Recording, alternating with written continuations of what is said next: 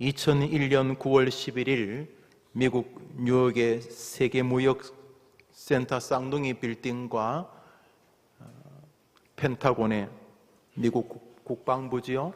펜타곤의 비행기가 부딪히는 장면은 온 세계 사람들 뿐만 아니라 미국인들의 마음에 굉장히 큰 영향을 미치게 됩니다. 세계무역센터 그 쌍둥이 빌딩에서만 2,600명이 목숨을 잃었습니다. 국방부 펜타곤에서는 125명이 죽었고, 곳곳에서 부딪혔던 4대의 비행기 안에 있었던 승객 256명 전원이 사망합니다. 그 외에도 뉴욕 소방관 343명, 경찰, 뉴욕 항만 직원 100여 명까지 해서 총 3,130명이 그 사건으로 9.11 테러로 인하여 사망하게 됩니다. 미국이 2차 대전에 뛰어들게 되었던 진주만 공격에서 죽은 사람이 2,330명이니까 9.11 테러에서 죽은 사람이 진주만에서 죽은 사람보다 800명이나 더 많습니다. 사람이 3,000명이 죽었다는 것도 큰 것이지만 그 사건은 미국 전역에 전혀 다른 생각을 갖게 하였습니다. 나라, 애국, 안전, 이슬람, 아랍권, 법의 강력한 집행에 대한 양해, 개인의 권리를 기꺼이 나라의 안전을 위해서 양보할 수 있다는 마음, 여튼간에 개인주의, 자유주의 강국이었던 미국 전역의 9.11 테러는 전혀 다른 영향을 나타낼 수 있을 만큼 강력한 영향을 미치게 됩니다. 미국의 한 칼럼니스트가 쓴 글이 9.11을 대표하는 문장이 되었지요. 미국에는 2개의 미국이 있다. 하나는 9.11 이전의 미국이고 다른 하나는 9.11 이후의 미국이다. 공항에만 나가도 미국을 가려고 하면 확연히 9.11 이전과 달라졌다는 것을 여러분이 느끼실 것입니다. 그렇습니다. 한 사건이 나라 전체에 굉장히 강력한 거의 전환기적인 영향을 미치는 것입니다.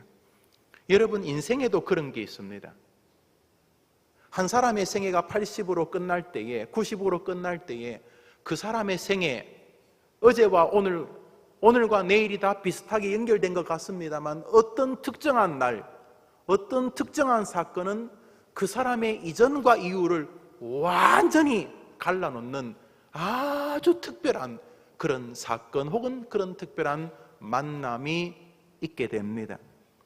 어떤 사람은 그 전에 다니던 교회와 다른 교회를 다니면서 그 교회를 통해서 전혀 다른 하나님을 향한 태도를 갖게 되거나, 어떤 사람은 어떤 사람을 만나면서, 어떤 사람은 어떤 사건을 맞이하면서 자신의 이전의 생활은 전혀 다른 생을 시작하게 되어집니다.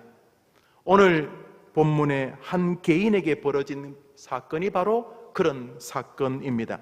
오늘 본문의 주인공이라 불릴 수 있는 사람은 사울, 우리가 잘 아는 사도 바울입니다.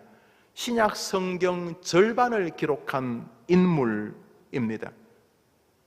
이 사람의 생애에 가장 강력한 영향을 미친 일이 오늘 성경을 기록에 되어져 있습니다. 그는 유대인이었기 때문에 어릴 때부터 배운 유대 교육이 그 사람에게 일정한 영향을 미쳤을 것입니다. 집안마다 가훈이라는 게 있지 않습니까? 어떤 집은 문제가 발생하면 위에서부터 문제를 해결합니다. 틀리고 나쁜 거와 말할 수 없죠. 어떤 집은 문제가 발생하면 밑에서부터 해결합니다. 이것도 틀리지 않죠.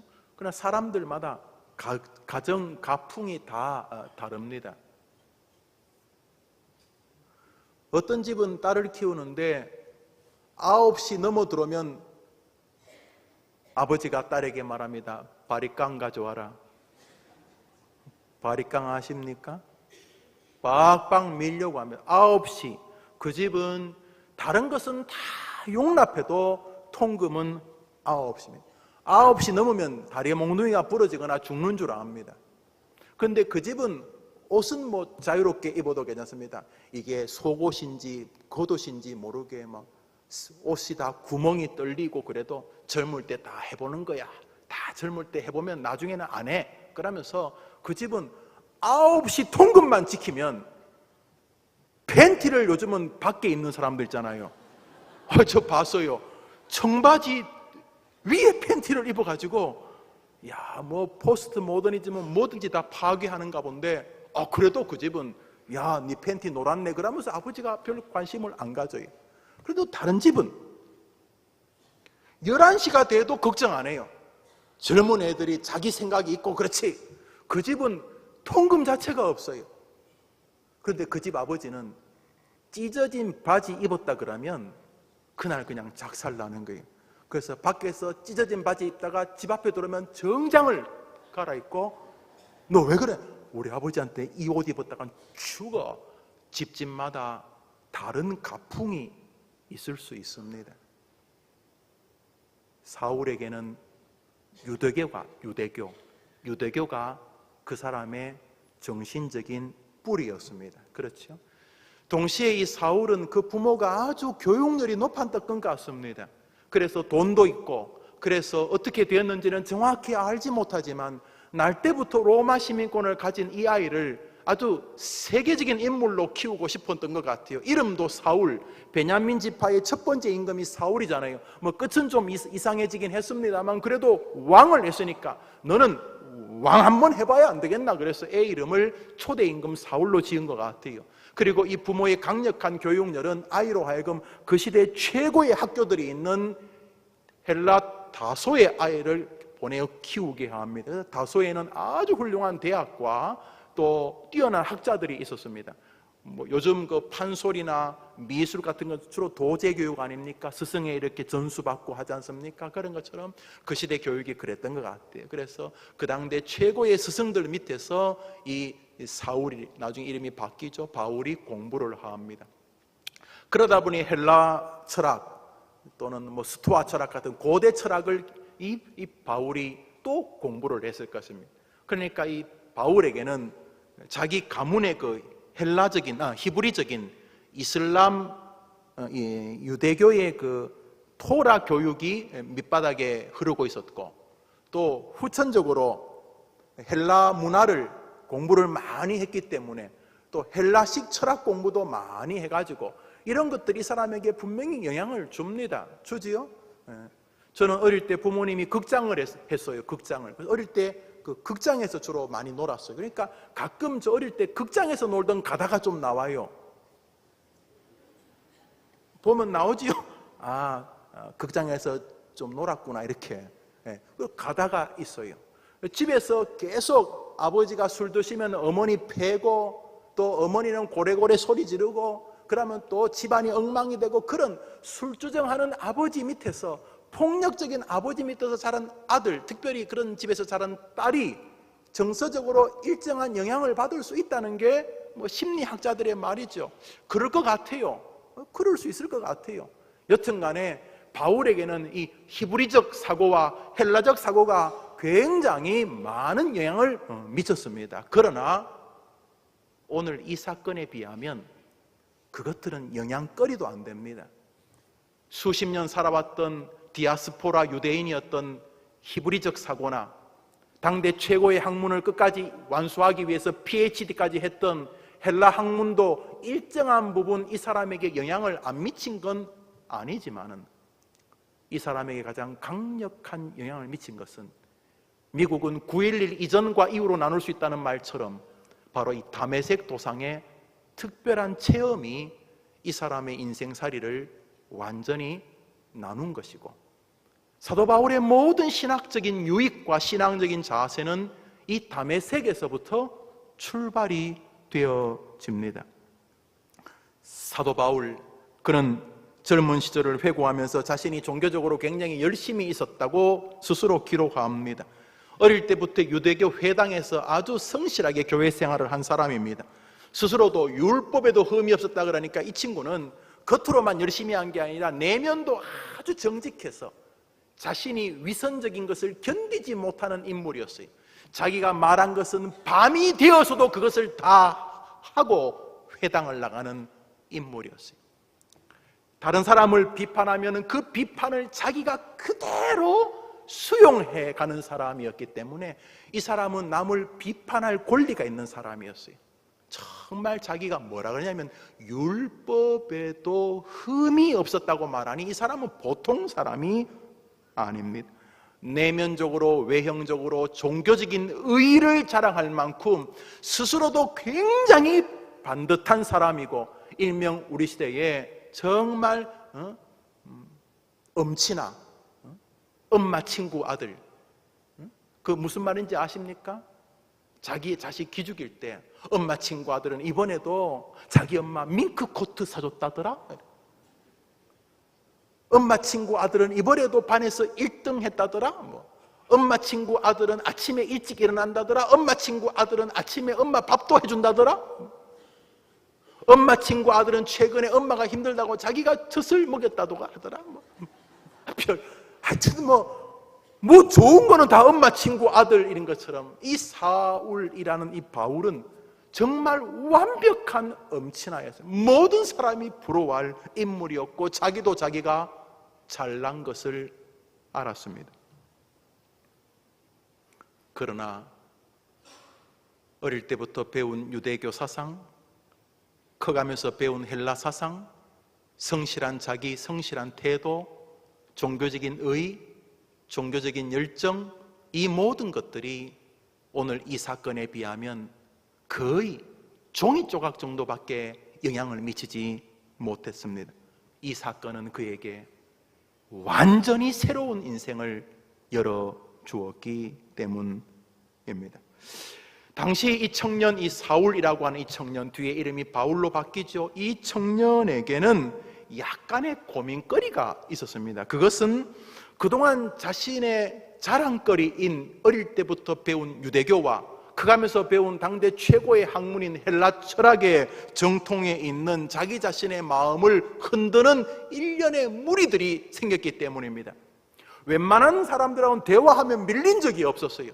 딱 키를 재보면 내가 항상 더 나았어요. 왜 남자들은 이렇게, 남자들만 그런 거 아닌 것 같아요. 사람만, 짐승들도 그래요. 딱 이렇게 보면 수컷들은 제일 먼저 탁 하면 뭐부터 합니까? 동물의 왕국의 수컷들이 제일 먼저 하면 뭐부터 한 줄 아십니까? 한번 더 합시다. 키 잰다.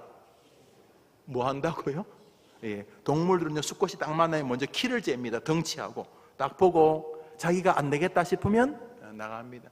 인간들도 좀 비슷한 거 딱 만나면 이제 키를 잽니다. 인간의 키는 좀 다양하죠. 이렇게 딱 키를 쪘지. 바울이 살아가면서 웬만한 사람은 재보면 다 자기가 나아요. 신앙도 나았고 뭐 다 나아요. 다 나았는데 1년에 이 이상한 무리들하고는 키가 채워지지가 않는 거예요. 이 친구들하고는 키를 잴 수가 없는데 바로 예수라고 하는 젊은 선지자를 따르는 무리들, 일명 예수라는 사람, 크라이스트라는 사람을 따르는 무리를 크리스천이라고 부르는데, 이 크라이스트라고 하는 예수를 따르는 이 그룹들이 바로 그들이었어요. 이 사울의 마음을 정말 힘들게 한 그룹들이 바로 이 독특한 일종의 확신범 같은 이 무리들인데, 이 무리들이 예수를 따라다닐 때도 자기가 좀 안 있고 눈으로 봤지만 결정적일 때 예수가 십자가에서 죽은 거예요.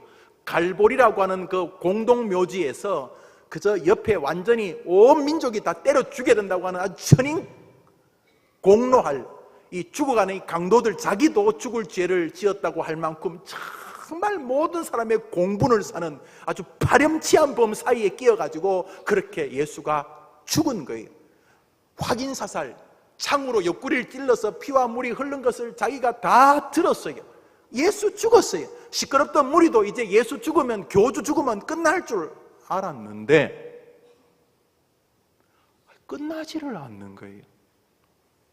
얼마 뒤부터 그 예수를 따르던 무리들이 이번에는 자기들의 그 지도자였던 예수가 죽은 지 사흘 만에 부활했다고 외치면서 돌아다니는 거예요. 그런데 이게 그냥 과거에는 뭐 예수와 따라다니면서 예수는 빛이 났지만 그 밑에 뭐 이렇게 사람들은 그 예수 어떻게 좀 뜯어먹을 거 없을까? 예수 어떻게 잘 이렇게 어르고 달래가지고 예수로부터 뭐 좀 평안이나 유익이나 이런 거 없을까 이래갖고 사울이 멀리서 보니까 예수 정도를 제외하고는 거의 뭐 그냥 똘마니들이었는데, 예수가 죽은 다음에 부활했다고 말하며 돌아다니는 사람들은 예수가 살아있을 때 사람들이 아니에요. 이거는 훨씬 더 강력한 사람이 돼가지고 막 돌로 때려 죽이는데도 예수여 저들의 죄를 용서하라고, 어제도 한 명 죽였, 스데반을 사울이 죽였는데 죽어가면서도 성질내고 뭐 불안해하고 막 이렇게 한탄하고, 내가 교회 다닌 것을 원망하고 내가 괜히 교회를 다녔구나, 예수를 믿었구나, 이래 죽을 줄 알았는데, 이건 죽으면서도 뭐 얼굴이 천사처럼 빛나가지고 이 돌 던지는 자기들은 전부 다 똥 씹은 표정이고 완전히 이거는 뭐 죽은 인상인데, 돌 맞아 죽어가는 그 스데반이라는 그 집사는 이거는 뭐 완전히 천사 얼굴이어서 그 놀라운 경외심을 느끼게 한단 말이죠. 아니, 예수가 살아있을 때는 비실비실 거리던 것들이 예수가 정작 죽고 나서는 얼마나 강력한 인물이 되었는지, 그래서 이 사울이 막 분해하고 심각하게 불편해하게 되었습니다. 무엇보다 이 예수가 부활했다는 이 무리들, 이 일련의 무리들은 굉장히 공격적으로 예수가 부활했다는 소식을 사람들에게 전하고 있었는데, 처음에는 신소리 하지 마시오, 죽으면 끝이지, 예수가 죽으면 끝이지, 이랬던 사람들이, 이들이 워낙 강력하게 확신을 가지고 자신의 주인 예수가 부활했다고 말하니까 유대교 사회가 웅성거리면서 자기의 신학의 뿌리인 유대교, 자신의 자랑의 뿌리인 헬라의 철학 사상이 막 흔들리기 시작하는 거예요.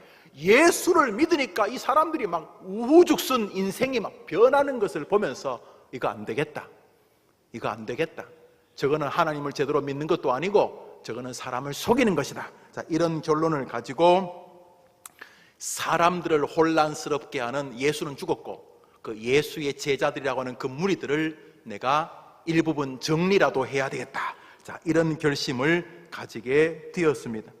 아마도 사울 역시 자신이 가진 정통 유대교적 신앙을 볼 때에 예수는 인간이지 예수는 하나님이 될 수가 없는 것이었기 때문에 자기 유대교적인 사상과 또 죽었다는 것을 부활했다는 게 얼마나 이 비논리적입니까?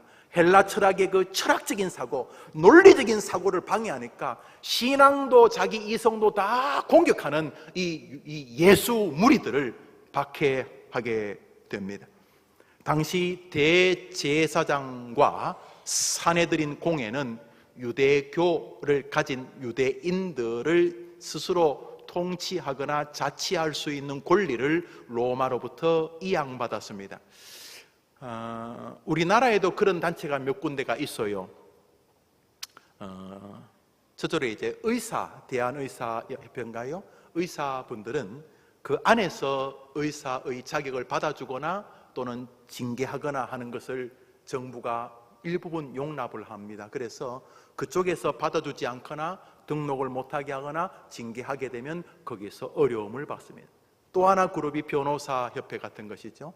변호사협회가 변호사 등록하는 것을 받아주지 않으면 변호사 등록할 수도 없고, 거기서 징계를 하면 변호사 생활을 정상적으로 행할 수가 없게 되죠. 아마도 정부에서는 당신들은 충분히 스스로 그런 문제를 정리할 수 있는 사람들이니까 자치적으로 일을 해보시오, 이런 것이 되겠죠. 그렇지 않습니까? 예. 목회자도 마찬가지입니다. 목회자들이 목회를 안수했을 때에 나라의 법은 거의가 그 사실을 승인합니다. 왜냐하면 당신들은 당신들의 종교적인 생각을 가지고 그 일을 처리하니 가급적 국가는 그 분야의 자치권을 인정하겠다. 그래서 노회나 총회가 공인하는 것을 거의 법정이 90% 이상 수용하게 되는 것이죠. 그런 것처럼 로마 시절 안에 이 유대인들은 괜히 독특한 사람들이었기 때문에, 유일신을 믿는 사람들이었기 때문에 로마는 사형, 사람을 죽이는 것을 제외하고는 자치권을 대제사장과 이스라엘 사람들의 국회 같은 사내들인 공회에 위임을 해 줬습니다. 그래서 이 사울이 대제사장을 찾아가 합니다. 내가 우리 유대교를 방해하는 기독교인들을 잡아 예루살렘으로 끌고 오겠습니다. 그 권리를 제게 주십시오 할 때 대제사장이 그것을 인정해 줍니다.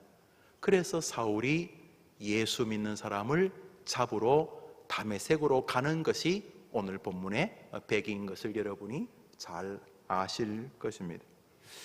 그제 말씀드렸듯이 사울은 자기의 종교적인 확신을 가진 스데반을 돌 던졌습니다.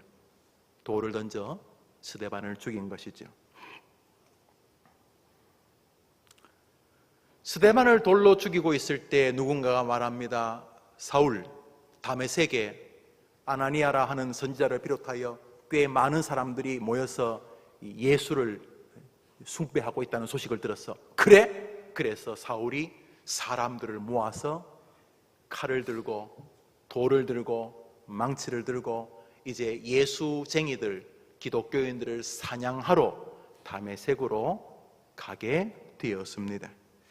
우리 사도행전 9장 이제 1절 2절 읽어볼까요? 읽어봅시다. 9장 1절 2절 시작. 사울이 주의 제자들에 대하여 여전히 위협과 살기가 등등하여 그 도를 따르는 사람을 만나며 남녀를 막론하고 결박하여 예루살렘 잡아오려 함이라. 이렇게 예수 믿는 사람을 결박해서 남자든 여자든 잡히는 대로 예루살렘을 끌고 와서 재판하거나 아니면 돌로 쳐 죽이려고 하는 그런 그 불타오르는 분노의 마음을 가지고 예수 믿는 사람을 잡으러 가던 어느 날 정오쯤 되었을 때에 다메섹 근처에 도착했는데 길에서 갑자기 큰 빛을 보게 됩니다. 그리고 큰 소리를 듣게 됩니다. 빛이 얼마나 강렬했던지 태양보다 훨씬 더 강해서 빛이 주는 그 힘에 압도당합니다. 그래서 바울과 일행들이 그 광명한 빛 앞에 전부 다 땅바닥을 엎드립니다만 눈이 부셔서 그럴 수도 있겠죠. 그 장면을 성경은 이렇게 말해주고 있습니다. 우리 3절 4절을 읽어보겠습니다. 시작. 사울이 길을 가다가 다메섹에 가까이 이르더니 호련히 하늘로부터 빛이 그를 둘러 비추는지라 땅에 엎드려져 들음에 소리가 있어 이르시되 사울아 사울아 내가 어찌하여 나를 박해하느냐 하시거늘. 바로 이 사건입니다. 유대계적 가문, 뒤에 초중고등학교, 대학교, 대학원까지 배웠던 헬라 철학이 바울에게 일정한 영향을 미쳤겠지만 오늘 이 사건이 미친 영향에 비하면 조족지혈입니다. 여러분이 살면서 여러분에게 무슨 사건이 제일 큰 영향을 미쳤습니까? 어릴 때 부모님과 헤어졌던 거? 부모님이 이혼한 거? 젊을 때 아이가 죽었는 거? 병든 거? 가난이 온 거, 친구의 배신을 당한 거, 여러분에게 뭐가 인생의 큰 사건이었습니까? 그런데 오늘 바울이 만나는 사건이 우리 그리스도인에게는 언제나 가장 큰 사건일 수밖에 없다는 것이 2000년 교회사의 증언이기 때문에 오늘 우리는 이 사건을 굉장히 주목해서 보아야 합니다. 왜냐하면 우리도 이 사건이 있었거나 있어야지만 그리스도인이기 때문입니다. 길을 갈 때에 밝은 빛이 옵니다. 다른 사람은 못 듣습니다. 그런데 사울은 듣습니다. 그 빛 앞에 엎드려 있을 때 하늘에서부터 소리가 납니다. 사울아 사울아 어찌하여 너가 나를 박해하느냐. 이 사건, 이 빛, 이 소리, 여기에 바울은 자신의 모든 히브리적 유산을 다 쓰레기처럼 내려놓습니다. 그동안 자기가 배웠던 헬라 철학 학문을 다 쓰레기처럼 내려놓습니다. 바울은 훗날 이 사건이 자기의 신앙의 기원이라고 말합니다. 오늘 우리가 읽었던 성경은 사도행전 22장인데요 22장은 리바이벌입니다. 원래 이 사건은 사도행전 9장에서 있었던 일입니다. 사도 바울은 9장에서 있었던 사건을 22장에서 천부장 앞에서 말하고 26장에서 아그리빠 임금 앞에서 말하게 됩니다. 우리 읽었던 본문을 조금 더 넓혀서 22장을 읽겠습니다. 읽읍시다. 7절 8절입니다. 시작. 내가 땅에 엎드려져 들으니 소리 있어 이르되 사울아 사울아 왜 나를 박해하느냐 하시거늘 내가 대답하되 주님 누구시니까 하니 이르시되 나는 내가 박해하는 나사렛 예수라 하시더라. 9장에서 있었던 사건을 그는 22장에서 또 이야기를 하고 있습니다. 훗날 그가 임금 아그리빠 앞에서 취재와 재판을 받을 때 그는 다시 이 이야기를 꺼냅니다. 사도행전 26장입니다. 우리 같이 읽겠습니다. 시작. 왕이여 정오가 되어 길에서 보니 하늘로부터 해보다 더 밝은 빛이 나와 내 동행들을 둘러 비치는지라. 우리가 다 땅에 엎드려짐에 내가 소리를 들으니 히브리 말로 이르되 사울아 사울아 내가 어찌하여 나를 박해하느냐. 내가 대답하되 주님 누구시니까. 주께서 이르시되 나는 내가 박해하는 예수라. 사랑하는 여러분, 사도 바울은 가는 곳마다 자신이 주님을 만났던 이 이야기를 반복하기를 기뻐하고 있습니다. 그는 훗날 고린도 교회에 편지를 보내면서도 이 사실을 언급합니다. 고린도전서 15장을 읽습니다. 시작. 나는 사도 중에 가장 작은 자라. 나는 하나님의 교회를 박해하였으므로 사도라 칭함받기를 감당하지 못할지라. 나는 하나님의 교회를 박해했던 사람이라고 말하면서 고린도 교회 편지를 보냅니다. 갈라디아 교회에 편지를 보낼 때도 바울은 다시 저 사건을 언급합니다. 갈라디아서 1장을 읽습니다. 읽읍시다. 시작. 내가 이전에 하나님의 교회를 심히 박해하여. 사랑하는 여러분, 사도 바울은 틈이 있을 때마다 자신의 이 사건, 다메섹에서 사울아 사울아 너가 왜 나를 박해하느냐. 주여 누구시니까. 나는 너가 박해하는 예수다 라고 하는 이 이야기를 하기를 주저하지 않았습니다. 왜 그가 이렇게 다메섹 사건을 계속 이야기하는 것입니까? 그것이 자기의 신앙의 전부이기 때문입니다. 그는 그 전에 자신이 잘 믿는 줄 알았습니다. 자신이 하나님 앞에 잘한다고 생각을 했습니다.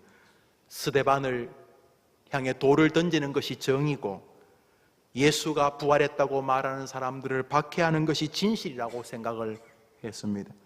그런데 어느 날 하늘에서 너가 어찌하여 나를 핍박하느냐, 너가 어찌하여 나를 박해하느냐 하는 주님의 음성을 듣고 사울은 어마어마한 충격에 빠지게 됩니다. 정말 자기는 잘하는 줄 알았기 때문입니다. 하나님 앞에서 정말 자기가 옳은 줄 알았기 때문입니다. 얼마나 그날의 충격이 컸던지. 아니, 주여 누구시니까 이 말은 주님, 혹시 내가 돌로 때려 죽인 스데반의 하나님이십니까? 이런 뜻입니다. 주여 누구시니까. 아니 헛소리하고 돌아다닌 줄 알았던 그 그리스도인의 하나님이십니까? 주여 누구시니까.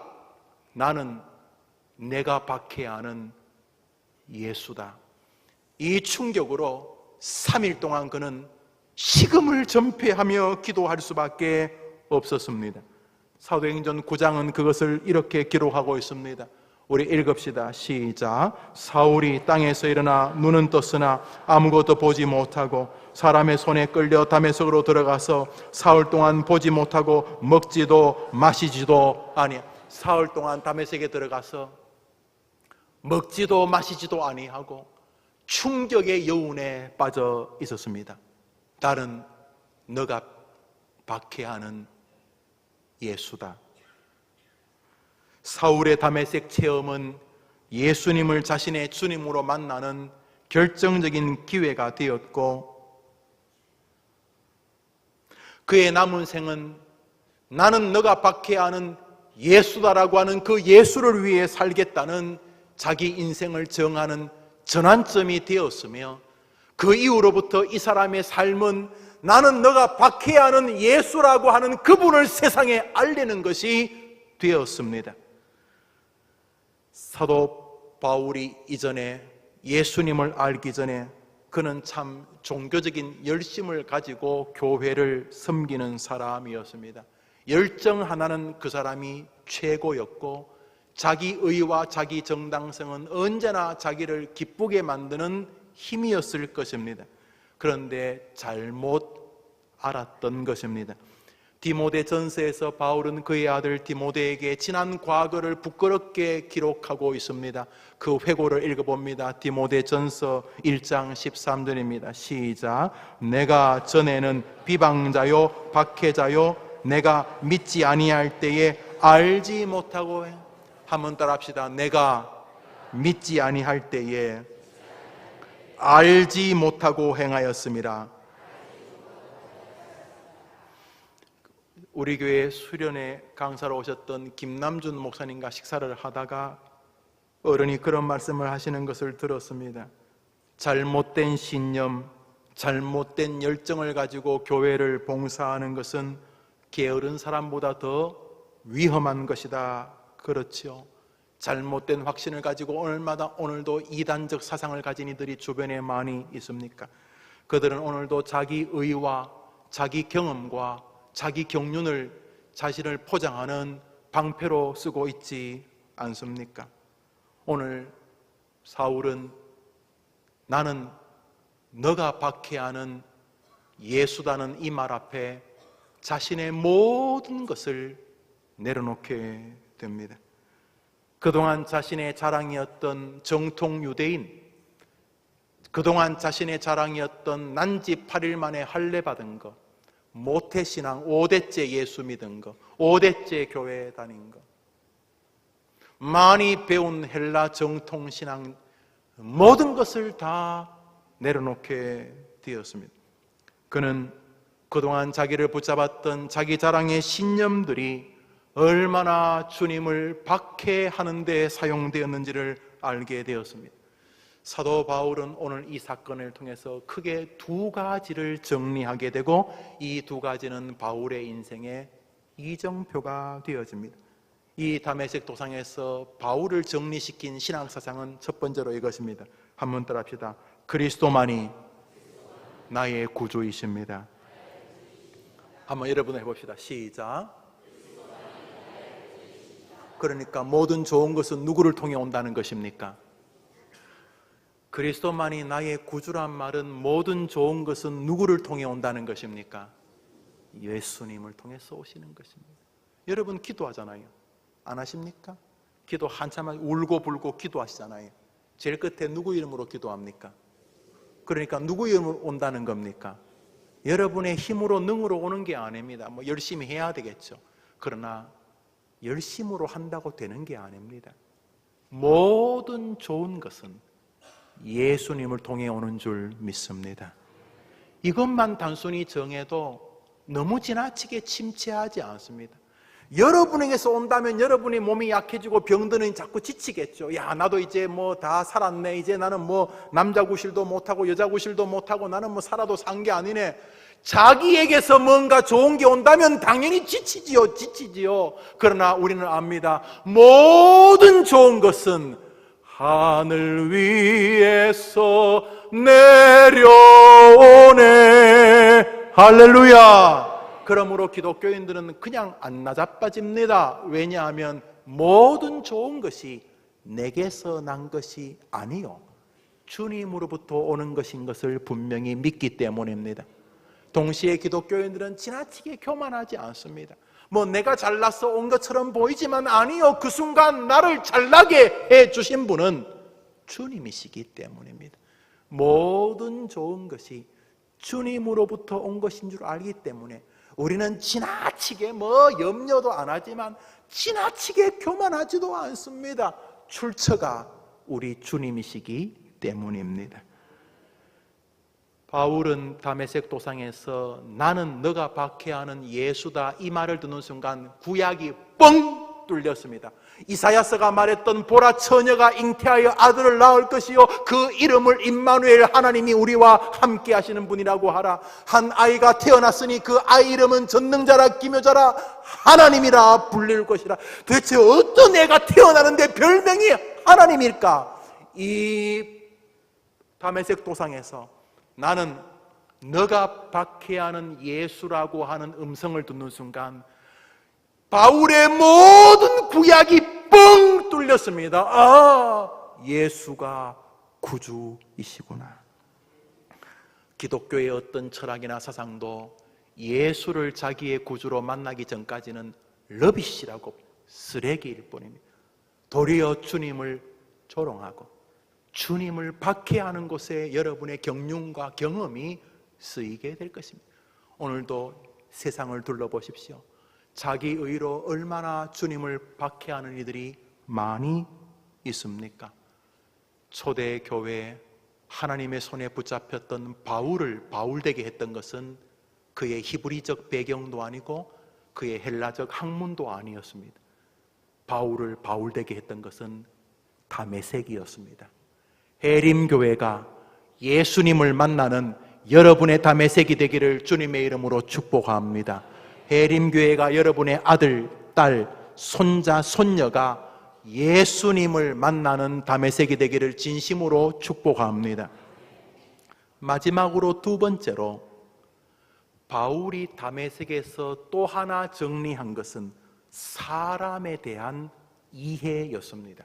그래서 바울 서신은 사람을 대하는 이야기가 꽤 많이 나옵니다. 부모는 어떻게 대해야 되고, 형제는 어떻게 대해야 되고, 자매는 어떻게 대해야 되고, 아들과 딸은 어떻게 대해야 되고, 노인은 어떻게 대해야 되고, 목사는 어떻게 대해야 되는지를 계속 기록해 두고 있습니다. 예수 믿으면 구원받습니다. 이것만 기록하면 될 것 같은데 왜 이런 신변 잡기 같은 인간들과의 관계를 바울이 그 많은 서신을 통해서 기록하고 있을까?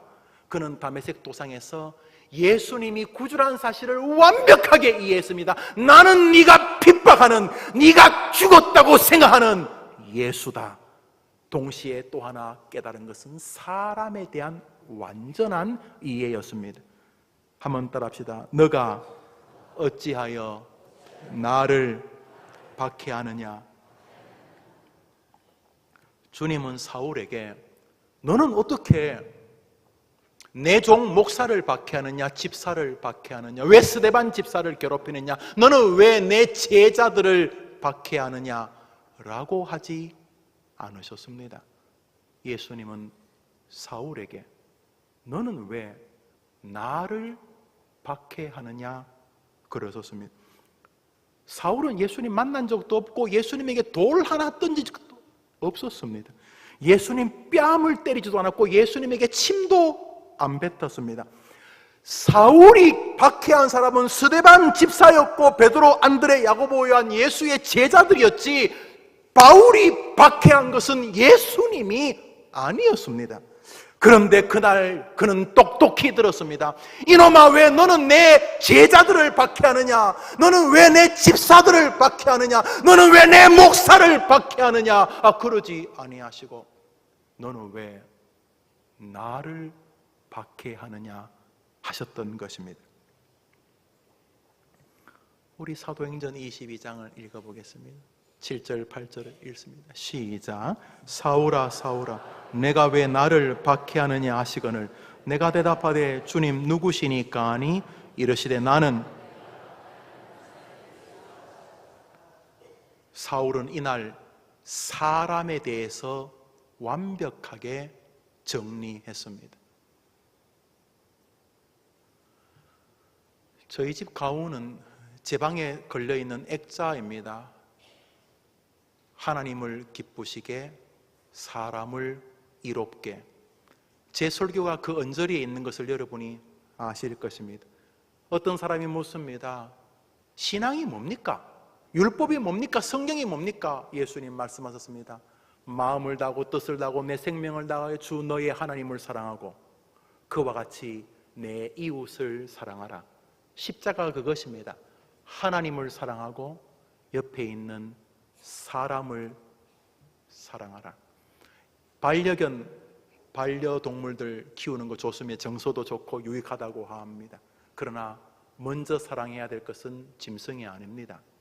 사람입니다. 예, 짐승 사랑하는 게 훨씬 더 쉬워요. 짐승 배신 안 하잖아요. 혹시 짐승이 등칩니까? 사람은 참 사랑하기가 쉽지가 않아요.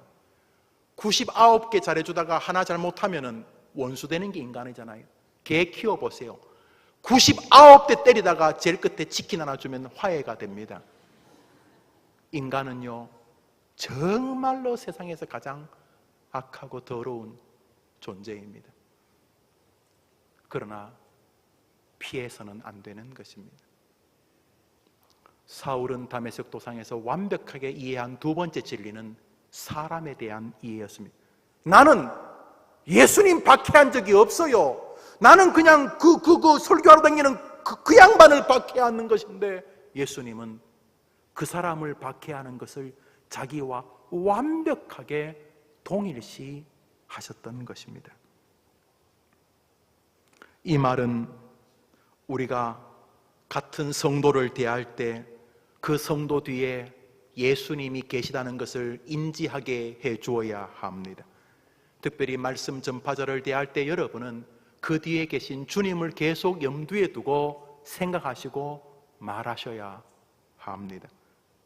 동시에 여러분들이 억울한 일을 당할 때 너무 빨리 분해하시면 안 됩니다. 왜냐하면 여러분이 정말 예수를 사랑하는 그리스도인이라면 여러분 뒤에 여러분과 자신을 동일시하시는 우리 주님이 서 계시기 때문입니다. 그러므로 같은 그리스도인을 대할 때 함부로 자꾸 하면 안 됩니다. 그 뒤에 주님이, 여러분이 그 그리스도인을 자꾸 공격하면 그 그리스도인 뒤에 계신 주님이 이놈아 왜 너가 나를 박해하느냐 그러시기 때문이며, 여러분이 이 세상을 살면서 사람들로부터 공격을 받을 때 너무 지나치게 호들갑 떨며 죽으려고 할 필요 없어요. 왜냐하면 여러분이 예수님을 사랑하는 그리스도인이라면 하나님은 여러분과 자신을 동일시하시기 때문인 것입니다. 여러분이 욕먹을 때 예수님 같이 욕먹는 거 즐겁지 않습니까? 여러분이 억울할 때 주님이 같이 억울해 주시는 건 기뻐할 만한 일 아닙니까? 그러므로 부디 사람을 대할 때 너무 쉽게 일감으로 대하면 안 됩니다. 남에게 전해들은 이야기는 무조건 조심해야 합니다. 여러분이 본 것도 사실이 아닐 가능성이 굉장히 높기 때문에 어떤 집사님이 어떤 집사님을 평가하는 제3의 이야기는 무조건 여러분이 정리해서 들으셔야 합니다. 반반입니다. 맞을 수도 틀릴 수도. 모든 것이 다 그렇습니다. 여러분 이 세상 살면서 개, 소, 돼지에게 욕하는 것도 뭐 일부러 뭐 욕할 필요는 없어. 이 개야, 이 개놈의 새끼야, 강아지야, 이 똥개, 이놈의 개놈의 새끼야, 개야. 뭐 굳이 개한테 뭐 그럴 필요까지 없습니다만 그걸 죄라고 할 수는 없어요. 돼지 보고 이 돼지 같은, 돼지 같은이 아니라 돼지니까 얘 돼지, 얘 쌍돼지야, 이 돼지야 이렇게. 사람에게 말할 때는 배후를 살피셔야 합니다. 누구? 그 그리스도인을 자기와 동일시하시는 분을 살펴야 합니다. 해림교회는 이 길을 가야 하는 것입니다. 사랑하는 여러분, 해림교회에서 예수님 만나게 되기를 축복합니다. 열심히 일하는 것 격려할 만한 일이, 여러분이 일하니까 교회가 이렇게 잘 진행이 되죠. 그러나 잊으시면 안 됩니다. 나는 뭐 하는 사람인가? 나는 쇼하고 있는가? 날마다 이 해림교회가 주님을 만나는 다메섹 도상이 되셔야 하는 것입니다. 동시에 이 세상을 살면서 사람을 대할 때에 세상 사람들처럼 대하면 안 되는 것입니다. 남들이야 그렇게 하더라도 여러분은 그리스도를 대할 때 항상 그 뒤에 계시는 주님을 기억해야 됩니다. 너가 왜 나를 박해하느냐? 동시에 여러분이 이 땅을 살면서 세상으로부터 공격을 당할 때 뭐 잘못했으면 반성하시면 되되, 여러분 기억하십시오. 여러분의 죄를 위해 자기 몸까지 주신 예수님이 여러분을 자신과 동일시하고 계시니 여러분이 살면서 뭐 욕 좀 먹는 거 너무 그렇게 파르르 하실 필요 없습니다. 왜냐하면 여러분의 아픈 것을 주님이 자기의 아픔으로 아시기 때문입니다. 그러면 우리가 이기는 것입니다. 할렐루야!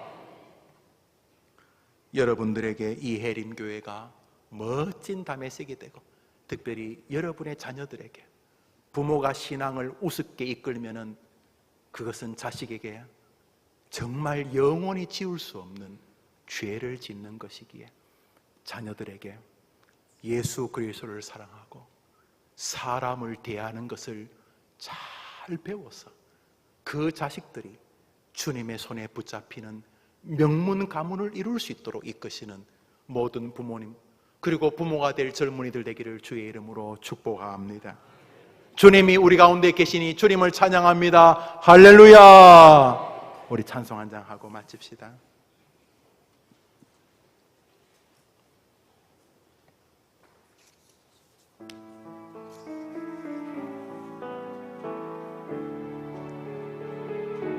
너가 왜 나를 박해하느냐? 언제 제가 주님 박해했습니까? 너의 하나님 여호와가 너의 가운데 계시니 그는 구원을 그러니까 우리 외롭지 않습니다. 선능자 우리하고 당신을 동일시하는 분이 계신데 우리가 뭐 그래 외로울 리가 없지 않습니까? 그가 너로 인하여 기쁨을 이기지 못하시며 여러분 고난당할 때 주님 함께 하십니다. 여러분이 그리스도를 공경할 때 그 사람과 주님이 함께 하십니다. 그러므로 우리는 사람을 존귀하게 대해야 합니다. 특별히 우리입니다. 즐거이 부르며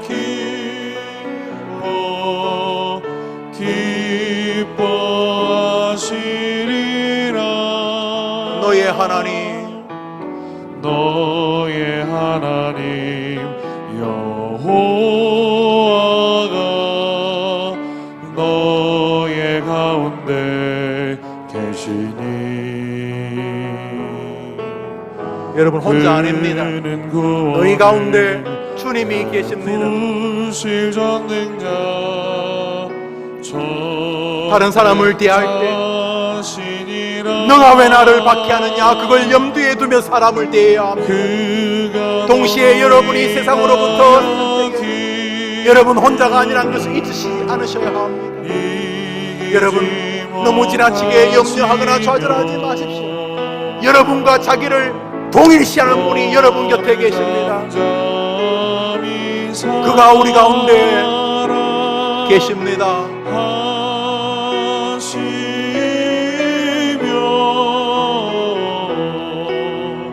즐거이 부르며 기뻐하시리라.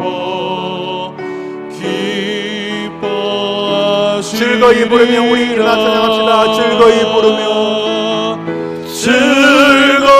부르며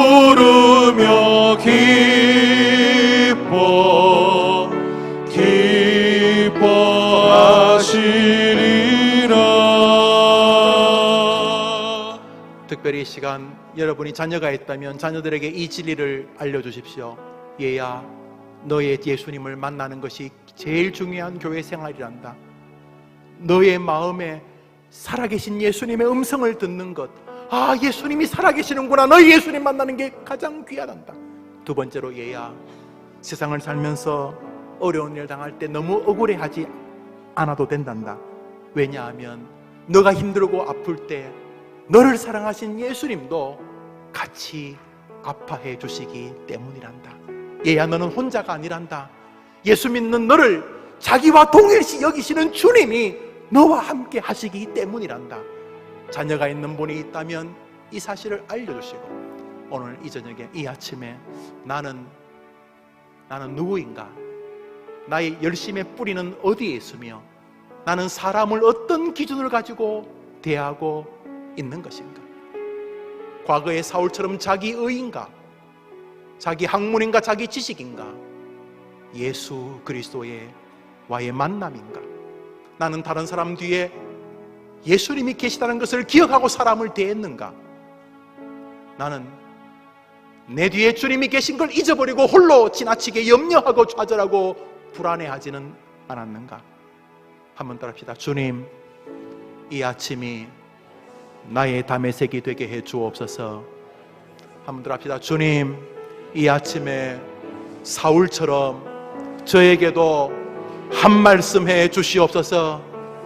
우리 다 같이 한번 기도합시다. 하나님 아버지, 오늘 우리에게도 사울처럼 한 말씀 해 주소서. 예수님 살아계시다는 사실과 예수님이 나와 함께 하신다는 사실을 믿어지는 은혜를 주시기를 원합니다.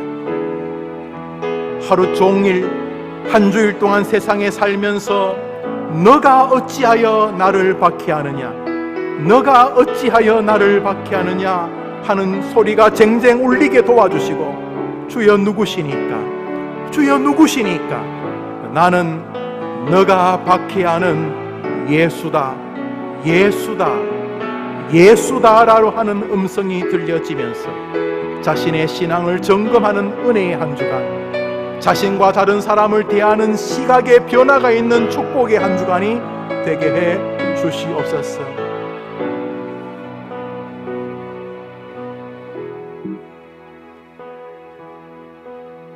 하나님 아버지, 또 한 주간을 허락해 주셔서 감사합니다.